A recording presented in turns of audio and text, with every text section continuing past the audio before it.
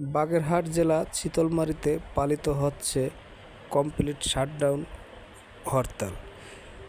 এই হরতালে উপস্থিত আছেন বাগেরহাট জেলা চিতলমারী থানা বিএনপির সম্মানিত সভাপতি মমিনুল হক টুলু বিশ্বাস।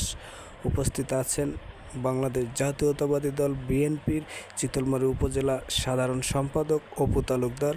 উপস্থিত আছেন বাংলাদেশ জাতীয়তাবাদী স্বেচ্ছাসেবক দল চিতলমারী উপজেলা শাখার সম্মানিত আহ্বায়ক নেয়ামত আলী খান। উপস্থিত আছেন বাংলাদেশ জাতীয়তাবাদী কৃষক দল চিতলমারী উপজেলা শাখার সম্মানিত সাধারণ সম্পাদক জবরুল শেখ।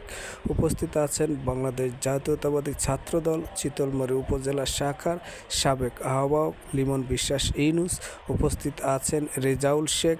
উপস্থিত আছেন বিএনপি নেতা মোতালেব শেখ।